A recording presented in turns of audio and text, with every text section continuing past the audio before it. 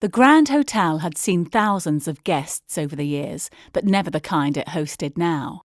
Fry sat at the end of the long oak table waiting for his right-hand man TJ to show the next lieutenant in. He scratched his ginger-grey whiskers as he looked around the opulent surroundings. Fry could have whatever he wanted, whatever he was prepared to take.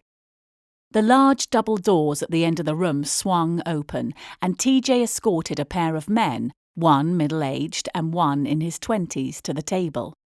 They sat down in the two chairs closest to Fry, who tipped his head towards the door, signalling TJ to leave them alone.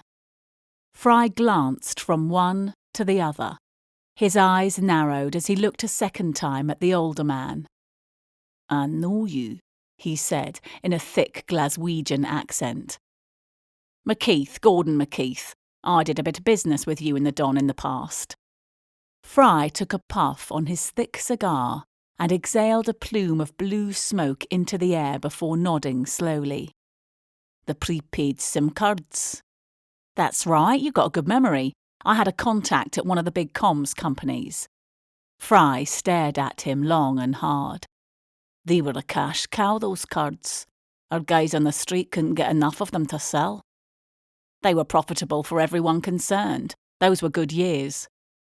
Fry sucked on his cigar again and nodded slowly, his blue eyes taking a measure of McKeith as the sunlight advanced further into the room. "Okay, so?"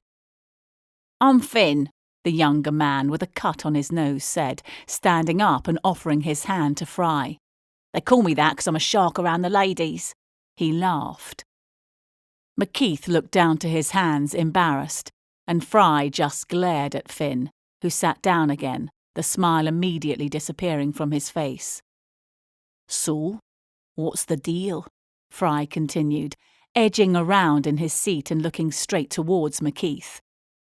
"I've been in the south these past couple of days, avoided the big towns, mainly looked at the villages and outlying areas. Lots of farms, lots of country estates, lodges, hotels. And some places are lost, some have escaped so far." He pulled a map out of his inside coat pocket and laid it flat on the table. Then he produced a notebook from another pocket. Fry leaned forward and started to examine the map and the notebook. "How did you come by all this information?"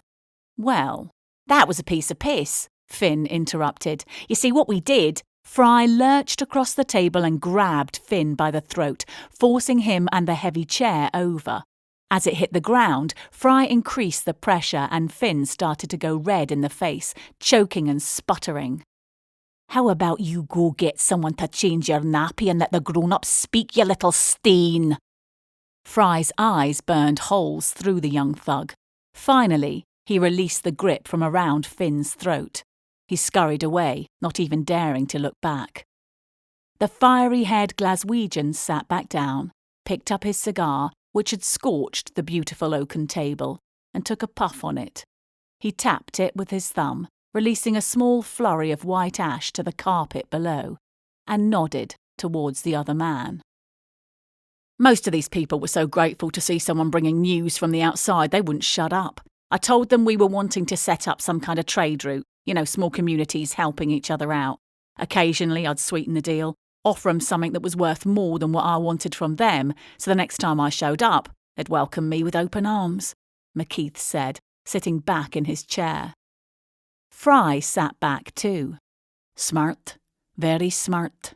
Most of these idiots would just do a smash and grab, see what they could get right now and put every village on high alert, waiting for the bad men."